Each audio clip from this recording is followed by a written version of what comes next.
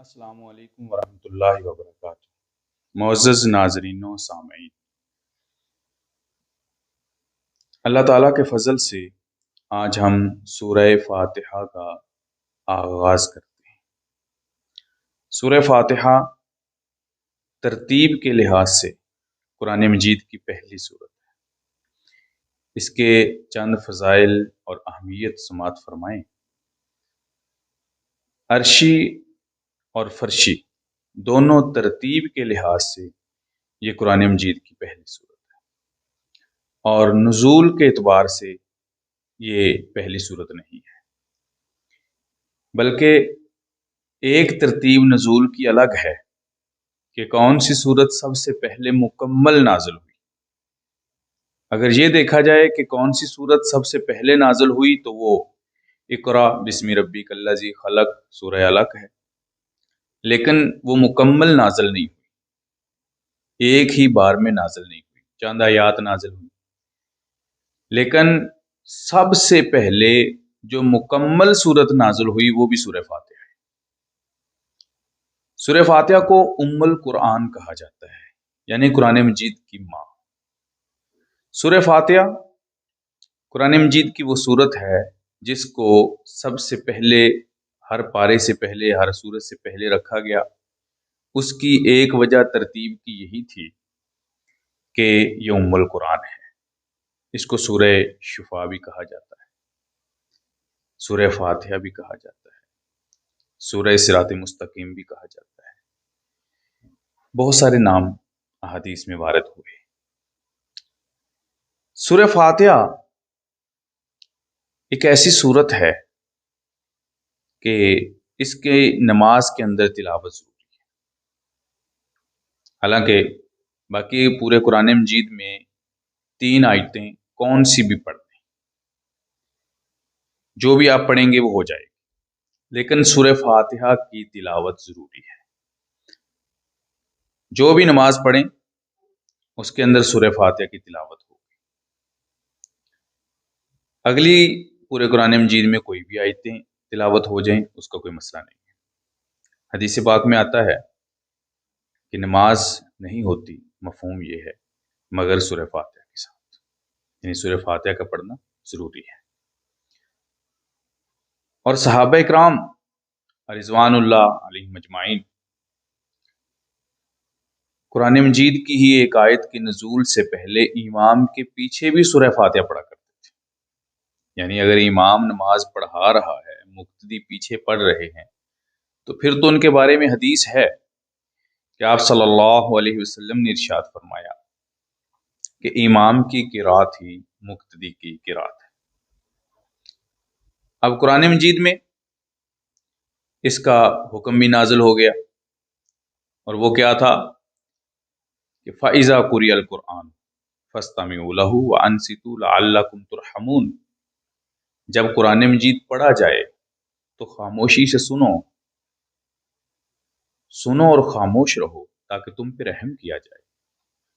حضرت عبداللہ ابن عباس رضی اللہ تعالیٰ عنہ فرماتے ہیں کہ اس کا مطلب یہ ہے کہ نماز کے اندر یہ آیت نازل ہی نماز کے لیے ہوئی ہے، کیونکہ نماز میں سورہ فاتحہ کی تلاوت پیچھے پیچھے کی جاتی تھی۔ بہت سارے واقعات بھی موجود ہیں کہ حضور نبی کریم صلی اللہ علیہ وسلم نے صحابہ سے پوچھا کہ میرے پیچھے کوئی تلاوت کر رہا تھا۔ سچ کا زمانہ تھا، سچے لوگ تھے۔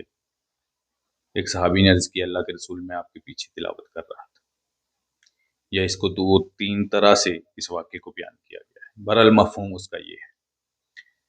تو آپ صلی اللہ علیہ وسلم نے ارشاد فرمایا کہ یہ قرات امام کا حق ہے، اگر کوئی پیچھے قرات کرے گا تو اس کا حق چھینے گا۔ بہرحال اس مسئلے پہ بڑے مناظرے، بڑی بحث مباحثے، بہت کچھ ہوا، آج تک ہو رہا ہے۔ احناف اپنے دلائل دیتے ہیں، حنبلہ اور شوافی اپنے دلائل دیتے ہیں، امام مالک کے اپنے دلائل ہیں رحمۃ اللہ علیہ۔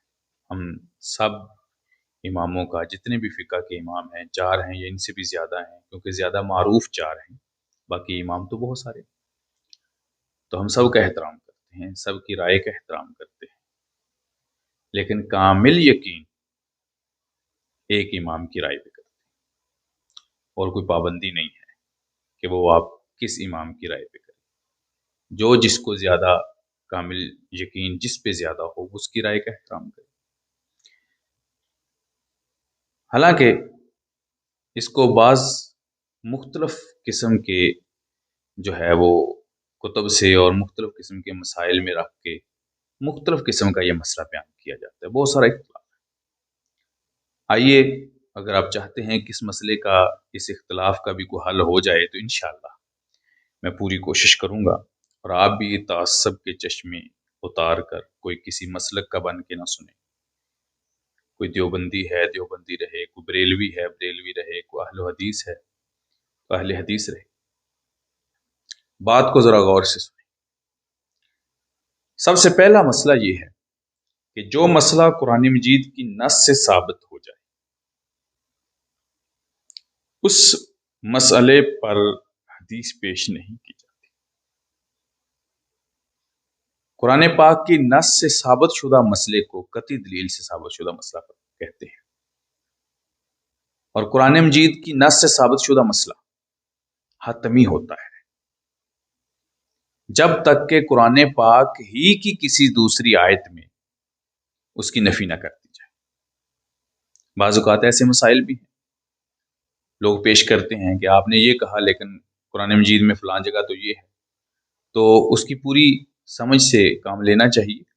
قرآن مجید کی کسی دوسری آیت میں اس کی نفی ہوگی تب نفی ہے، ورنہ نفی نہیں ہے۔ معزز ناظرین، سورہ فاتحہ کا جو مسئلہ ہے اس میں بہت سارے مسائل ہیں، اور سورہ فاتحہ کے اندر سے بھی بہت سارے مسائل نکلتے ہیں۔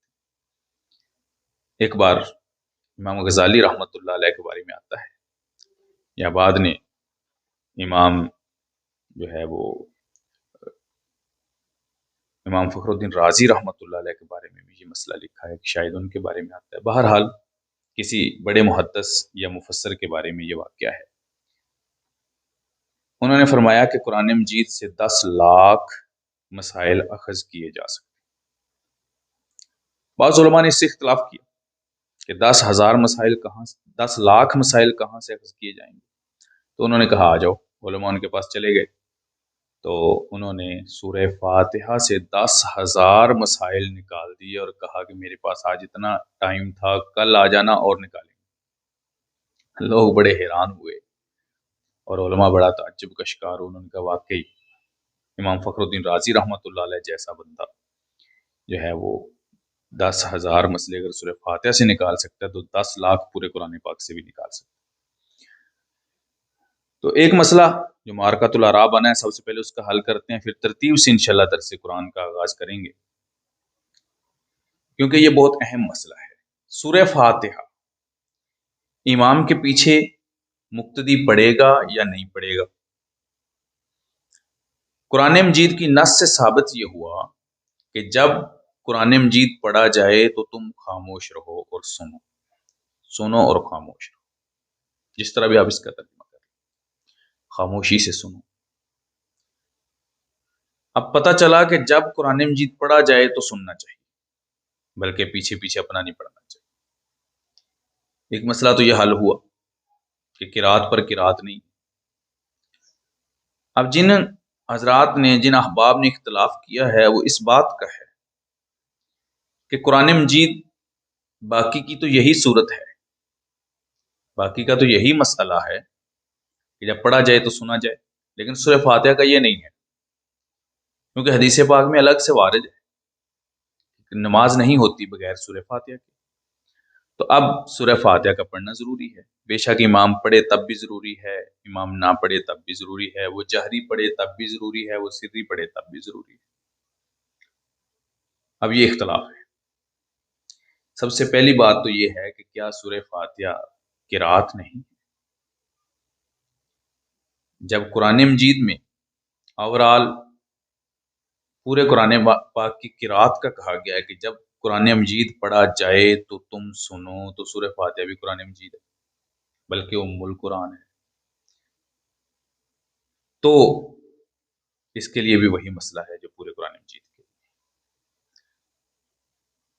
اب بغیر سورہ فاتحہ کے نماز نہیں ہوتی، حدیث ہے۔ تو سوال یہ ہے کہ جب امام کی قرات ہی مقتدی کی قرات ہے تو پھر سورہ فاتحہ کے بغیر کوئی بھی نہیں ہے۔ ابو داؤد شریف میں بھی ایک روایت موجود ہے کہ حضور نبی کریم صلی اللہ علیہ وسلم نے ارشاد فرمایا جب تم سجدے میں آ کے ملو تو سجدہ کرو، لیکن اس کو رکعت نہ بناؤ، وہ تمہاری رکعت نہیں ہے۔ امام کے ساتھ تم آئے ہو، سجدے میں ملے ہو یا رکوع میں ملے، سجدے میں ملے ہو یا اس سے آگے کسی رکن میں ملے ہو تو وہ رکن ادا کرو، لیکن وہ رکعت نہیں ہے، تو تمہاری رکعت شمار نہیں ہوگی۔ شمار کیا ہوگا؟ فرمایا جب جس نے رکوع کو پا لیا اس نے رکعت کو پا لیا۔ اب یقیناً جو تیز تیز چلا یا جیسے بھی وہ پہنچا، لیٹ آیا، امام رکوع میں جا رہا تھا یا جا چکا تھا، اب وہ ملتا ہے نماز میں، تو اب اس نے رکوع کو تو پا لیا لیکن اس نے سورہ فاتحہ تو نہیں پڑھی کیونکہ لیٹ آیا۔ تو سوال یہ ہے کہ اس نے رکعت کو کیسے پا لیا؟ پتہ چلا کہ امام نے جو سورہ فاتحہ پڑھی ہے وہ مقتدیوں کی طرف سے ہو چکی ہے، اس میں کوئی کمی نہیں ہے، اس کی نماز کامل ہے۔ اب یہ تو مسئلہ خیر کوئی بڑا مسئلہ نہیں ہے کہ امام کے پیچھے قرات کرنی ہے۔ اس سے آگے ایک مسئلہ ہے جو قابل غور ہے، وہ یہ ہے جس میں احناف کا موقف اور ہے، حاملہ کا اور ہے، شوافی کا اور امام مالک کا اور ہے۔ یہاں پر میں جو ہے وہ زیادہ تر یہی بات کیا کرتا ہوں جو سمجھنے والی ہے، کیونکہ میں اندھی تقلید کسی کی بھی نہیں کرتا، کوشش کرتا ہوں کہ مسئلہ وہ زیر بحث آئے اور زیر غور آئے جو سب سے زیادہ کامل لگتا ہو۔ تو احناف کہتے ہیں ظہر اور عصر کی نمازیں، اسی طرح عشاء کی آخری 2 رکعتیں فرضوں کی، مغرب کی آخری رکعت، یہ سری ہوتی ہے، جہری نہیں ہوتی، اس میں امام بلند آواز سے قرات نہیں کرتا، ظہر اور عصر میں ویسے ہی نہیں کرتا، بلند آواز سے آہستہ پڑھتا ہے۔ تو احناف کہتے ہیں یہاں بھی سورہ فاتحہ نہیں پڑھتی، بھائی اگلی قرات تو کرنی ہی نہیں نا کسی بھی رکعت میں امام کے پیچھے، وہ تو امام نہیں کرنی، مسئلہ صرف سورہ فاتحہ کا ہے، سری ہو یا جہری، مسئلہ صرف سورہ فاتحہ کا ہے، یہ مسئلہ سمجھ لیں۔ اب امام سری قرات کر رہا ہے، جہری نہیں کر رہا، یعنی آہستہ پڑھ رہے، مقتدیوں کو سن نہیں رہا، تو قرآن پاک میں تو حکم ہے نا کہ جب قرآن مجید پڑھا جائے تو غور سے سنو اور خاموش رہو۔ اب پڑھا جائے تو سنو، جب سنتا ہی نہیں ہے، مقتدی پیچھے کھڑے ہیں ان کو سنتا ہی نہیں ہے، تو پھر تو وہ اپنا پڑھ سکتے ہیں،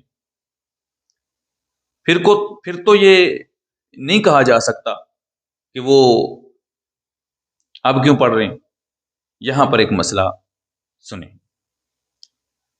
احناف کے ہاں اصل مسئلہ یہ ہے کہ جتنے بھی ائمہ احناف ہیں وہ فرماتے ہیں کہ اگر جہری قرات ہے تو کوئی قرات نہیں، یہ تو بات سمجھ آ گئی کیونکہ قرآن پاک کا حکم ہے۔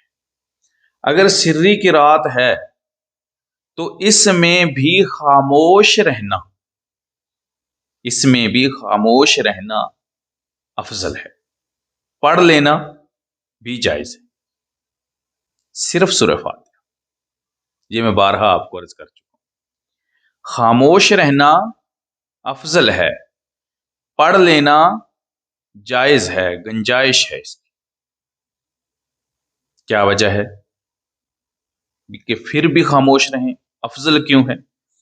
وجہ یہ ہے کہ وہ ظہر کی یا عصر کی نماز کی ایک روایت پیش کرتے ہیں، فرماتے ہیں کہ اگر آپ صلی اللہ علیہ وسلم کے پیچھے جو قرات ہوئی تھی اور جس سے آپ نے منع فرمایا تھا وہ ظہر یا عصر کی تھی، حدیث میں وارد ہوئی، ظہر اور عصر تو سری ہوتی ہے، جہری ہوتی ہے، اور دوسرا جو حدیث ہے امام کی قرات ہی مقتدی کی قرات ہے، اس میں کوئی فرق نہیں واضح کیا گیا کہ یہ کون سی نماز ہو۔ تو بہرحال اس کو وہ دلیل بناتے ہیں۔ ہمارا موقف یہی ہے کہ بھائی جہری نمازیں جتنی بھی ہیں اس میں تو امام کے پیچھے قرات نہیں ہے، اور سری نمازوں میں اگر کوئی سورہ فاتحہ پڑھ لیتا ہے، سری آہستہ آواز کی نمازوں میں اگر کوئی سورہ فاتحہ پڑھ لیتا ہے تو بھی ٹھیک ہے، اس کی نماز ہو جائے گی، اور اگر کوئی نہیں پڑھتا تو بھی ٹھیک ہے، اس کی نماز ہو جائے گی۔ بہرحال یہ ایک موقف تھا جو میں نے آپ کے سامنے رکھا ہے، آپ اس کی تائید بھی کر سکتے ہیں، اس کی تردید بھی کر سکتے ہیں۔ تو اگر کوئی تعصب کے چشمے ہٹا کر ذرا اس بات پہ غور کرے گا، اس مسئلے پہ غور کرے گا، تو انشاءاللہ سمجھ آنا کو مشکل نہیں ہے۔ اللہ تعالی ہم سب کو عمل کی توفیق عطا فرمائے۔ تو بہرحال اب باقاعدہ سورہ فاتحہ کا آغاز کرتے ہیں۔ بسم اللہ الرحمن الرحیم، الحمد للہ رب العالمین، تمام تعریفیں اس اللہ کے لیے ہیں جو سارے جہانوں کا پالنے والا ہے۔ لفظ ہے الحمد،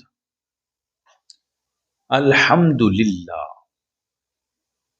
تمام تعریفیں، جو بھی کائنات میں تعریفیں ہو رہی ہیں، جس چیز کی بھی تعریف ہوتی ہے اس کے پیچھے اور اس کی بنیاد اللہ ہے۔ کسی نے اگر کوئی اچھا کام کیا، اس کی تعریف ہوئی، تو اس کو بنانے والا اللہ ہے۔ کسی نے اگر اچھا ذہن لڑایا، اچھی چیز ایجاد کی، اس کو ذہن دماغ دینے والا اللہ ہے۔ کسی نے اگر اچھی چیز کو تعمیر کیا، اس کو قوت اور طاقت دینے والا اللہ ہے۔ تو لہذا جو بھی کسی کی بھی تعریف کرے گا، حقیقت میں وہ تعریف اللہ کی تعریف۔ اور فرمایا کہ وہ سارے جہانوں کا پالنے والا ہے، پروردگار ہے۔ پروردگار پالنے والے کو کہتے ہیں۔ رب العالمین، سارے جہانوں کا، جتنے بھی جہان ہیں، وہ زمین کے نیچے ہیں، زمین کے اوپر ہیں، پانی میں ہیں، فضا میں ہیں، خلا میں ہیں، پہلے آسمان پہ، دوسرے آسمان پہ، جدھر کہیں بھی اللہ کی مخلوق ہے۔ کوئی کھانے کے حاجت مند ہیں، کوئی نہیں، کوئی کھانے سے پاک ہیں، جیسے بھی ہیں ان کو پالنے والا اللہ ہے۔ اگر کوئی کھا کر پلتا ہے تو اسے بھی اللہ پالتا ہے، اور اگر بغیر کھائے کوئی پلتا ہے تو اسے بھی اللہ پالتا ہے۔ جیسے وہ ایک واقعہ ہے کہ حضرت سلیمان علیہ السلام نے عرض کی، ہے اللہ، آپ نے مجھے برسوں کھلایا پلایا، بڑے 100 سال تک، تو میں آپ کی دعوت کرنا چاہتا ہوں۔ اللہ تعالیٰ نے ارشاد فرمایا کہ اے سلیمان علیہ السلام، تو یہ کام نہ کر، تو مجھے نہیں کھلا سکتا۔ بھئی یہ صفت ہی اللہ کی کھلانے والی، اللہ کو کون کھلائے؟ لاڈلے پیغمبر تھے، لاڈ میں تھے، محبت میں تھے، پھر عرض کر دی، اے اللہ، میں تیری دعوت کرنا چاہتا ہوں، میں تجھے کھلانا چاہتا ہوں۔ جب اصرار کیا تو اللہ تعالیٰ نے فرمایا چلو پکاؤ، کھانا پکاؤ۔ کیا پکاتے؟ کھانے لگ گئے، کھانے پکانے لگ گئے۔ بہت ساری مخلوق کو، جنات ان کے جیسے کہ تابع تھے، ان کو بھی لگا لیا۔ کھانا بن رہا ہے، دن بھی رات بھی بن رہا ہے، مہینوں پکایا، اور اتنا لمبا دسترخوان لگایا۔ سیرت کی کتابوں میں لکھا ہے کہ کئی دن تک چلنے کے بعد دسترخوان کے ایک کونے سے دوسرے کونے تک پہنچتے تھے، کئی دن تک چلنے کے بعد۔ جب پکا لیا، اپنا زور پورا لگا لیا، تو اب عرض کرتے ہیں الہ العالمین تشریف لے آئیں، کھانا تناول فرمائیں۔ اللہ تعالیٰ تو کھانے سے پاک ہے۔ اللہ تعالیٰ نے فرمایا اچھا، پہلے کس کو کھلائے گا، پانی والوں کو یا زمین والوں کو؟ کہ یا اللہ پہلے پانی والے کھا لیں، پھر اور بعد میں پھر زمین والوں کو کھلا دوں گا۔ کھانا تو اتنا تھا کہ اس پہ گمان تو تھا۔ اب انہوں نے اللہ تعالیٰ سے عرض کی کہ پانی والے پہلے کھائیں۔ ایک مچھلی باہر نکلی، ایک مچھلی نے منہ نکالا اور حضرت سلیمان علیہ السلام سے گفتگو کی۔ حضرت سلیمان علیہ السلام نے اجازت دی، اس مچھلی نے ایک لقمے میں وہ سارا کھانا کھا لیا، ایک لقمے میں سارا کھانا۔ اور پھر پوچھا کہ اور؟ حضرت سلیمان علیہ السلام حیران ہوئے، پریشان ہوئے اور کہنے لگے کہ اور تو نہیں ہے، جو پکایا تھا وہ آپ کھا چکی ہو۔ تو اس مچھلی نے کہا کہ آج میں تیری وجہ سے بھوکھی، ایسے ہر روز اللہ مجھے 3 لقمے کھلاتا ہے۔ اگر یہ واقعہ یقینی ہے تو آپ اندازہ لگائیں کہ جو سلیمان علیہ السلام کئی دنوں تک پکائیں اور اتنا لمبا چوڑا دسترخوان لگائیں اور ایک مچھلی کا ایک لقمہ بنتا ہو، اور اس مچھلی کو اللہ تعالیٰ 3 لقمے روز کھلاتا ہو، تو پھر اللہ کے خزانے کتنے بڑے اور اللہ کتنا بڑا قادر ہے۔ اور یہاں تک بعض سیرت نگاروں نے یہ بھی لکھا ہے کہ اللہ تعالیٰ سے حضرت سلیمان علیہ السلام نے عرض کیا، اللہ تیری اتنی بڑی مخلوق، اتنی بڑی مچھلی کہ پورا کھانا چٹ کر گئی ایک لقمے میں۔ تو اللہ تعالیٰ نے فرمایا کہ اے سلیمان، تو نے بھی دیکھا ہی کیا ہے، اتنی بڑی مچھلی بھی اس سمندر میں موجود ہے کہ ایک لقمے میں اس مچھلی کو کھا جائے۔ اللہ اکبر۔ تو بہرحال اب یہاں سمجھ آتی ہے کہ اللہ ہی پالنے والا ہے۔ یقیناً اگر یہ اللہ کے خزانوں میں معاذ اللہ سوچا جائے کہ کمی ہوتی تو مخلوق تو مر جاتی، اور اگر اللہ کے سوا کسی اور کی ذمہ داری ہوتی تو وہ کیسے پورا کرتی۔ اللہ کے خزانے لامحدود ہیں، وہ ذات بڑی، اس کی صفات بڑی، اس کے خزانے بڑے، اور وہی پالنے والا ہے۔ بھائی ہنس ایک جانور ہے، وہ سچے موتی کھاتا ہے، سچے موتی۔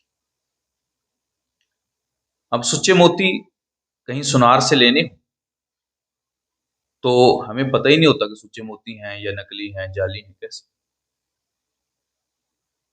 کتنے مہنگے ملتے ہیں۔ اور جو جانور کھاتا ہی سچے موتی، اللہ اسے روز دیتا ہے، نہ وہ سنار کے پاس جاتا ہے نہ اس کے پاس پیسے ہیں، لیکن اللہ تعالیٰ نے اسے وہ فہم و فراست دی ہے کہ وہ اپنے سچے موتی، اور روز اسے خوراک مل رہی ہے، کوئی اس کا کاروبار نہیں ہے، کوئی اس کی فیکٹریاں نہیں ہیں، اور وہ کھا اللہ ہی سارے جہانوں کا پالنے والا ہے۔ کتنے درندے ہیں جو صرف چیر پھاڑ کھانے والے ہیں۔ گھاس تو زمین پہ بے شمار اگا ہوتا ہے، گھاس کھانے والوں کے لیے تو آسانی سمجھی جا سکتی ہے کہ گھاس کھانے والے کو گھاس مل جاتا ہے، پانی پینے والے کو پانی کا کہیں دریا، کہیں ندی، کہیں نالا مل جاتا ہے۔ چیر پھاڑ کھانے والے، گوشت کھانے والے جو جانور گوشت خور ہیں، ان کو روز گوشت ملتا ہے، جنگلوں میں ہیں، اللہ تعالیٰ نے ان کے لیے بھی انتظام کیا ہے۔ بے شک اللہ ہی سارے جہانوں کا پالنے والا ہے، اس میں کوئی شک نہیں۔ آپ اندازہ لگائیں نا کہ وہ اللہ کیسا رازق ہے، کیسا دنیا کو پال رہا ہے، کہ جو بھی جانور ہے، پرندے ہیں، درندے ہیں، چرندے ہیں، وہ کچھ شام کا لے کے نہیں آتے، صبح کا لے کے نہیں آتے، اور پورے یقین سے نکلتے ہیں اور پیٹ بھر لیتے ہیں۔ کتنی مخلوقات، انسان کو پیٹ بھرنے کے لیے لمبے چوڑے کاروبار چاہیے، پھر بھی پیٹ نہیں بھرتا۔ فیکٹریوں والے ان کا بھی پیٹ نہیں بھرتا، بڑے بڑے لوگ جاگیردار ہیں، ان کا پیٹ نہیں بھرتا۔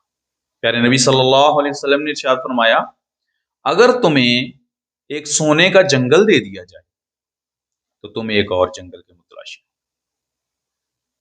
یعنی انسان کا پیٹ نہیں بھرتا۔ اور فرمایا پھر قبر کی مٹی ہی، اور ایک روایت میں ہے کہ دوزخ کی آگ ہی پیٹ بھرتی ہے، اللہ تعالیٰ کی ذات میں۔ اور اس کی وجہ یہی ہے کہ انسان اللہ پہ کامل یقین نہیں رکھتا۔ دعوے ہیں، نعرے ہیں، حقیقت نہیں ہے، اس سے اوپر اوپر ہے، اس سے نیچے کچھ نہیں۔ اللہ تعالیٰ ہمیں دل سے وہ کامل یقین ہمارے اندر پیدا ہو۔ تو جو اتنی زیادہ مخلوقات کو، جس کی تعداد نہیں ہے، بعض نے لکھ دیا 18,000 اقسام ہے مخلوقات کی، 12,000 ظاہری ہے، 6,000 باطنی ہے، لیکن یہ ایک اندازے ہیں۔ حقیقت یہ ہے اس کی کوئی تعداد نہیں ہے، شمار نہیں ہے، اتنی کتنی مخلوقات اللہ ہی جانتا ہے۔ پتنگے ہیں، کیڑے ہیں، چھوٹی چھوٹے جانور، بڑے بڑے جانور، ہاتھی کتنا بڑا جانور، سب کھا کے سوتے ہیں۔ انسان بھوک سے خودکشیاں کرتے دیکھے ہیں، انسان بھوک سے خودکشیاں کرتے سنے ہیں، پڑھے ہیں۔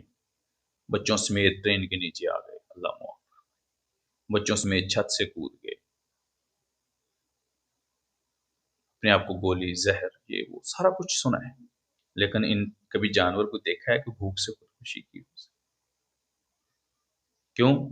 انسان کو یقین ہے کہ اس راستے سے نہیں آئے گا، پھر کہاں سے آئے گا؟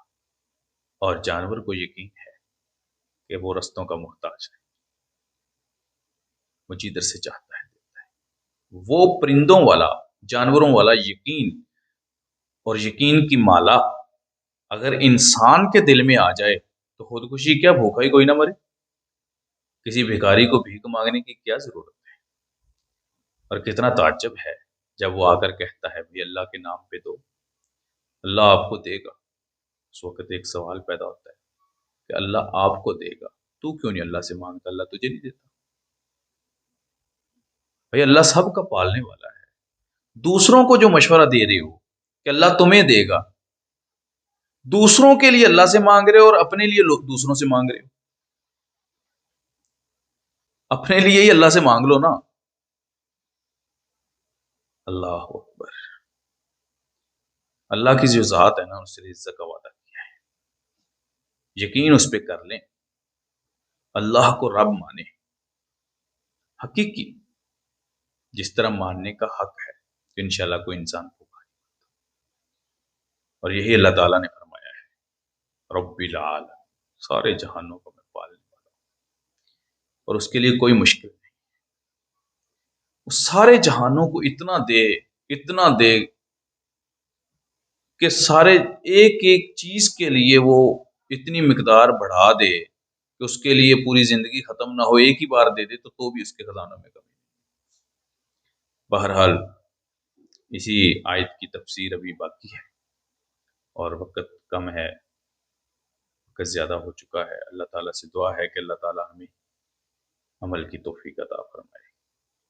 انشاءاللہ ملتے ہیں اگلی ویڈیو میں، اس وقت تک کے لیے اجازت دیجیے، اللہ حافظ۔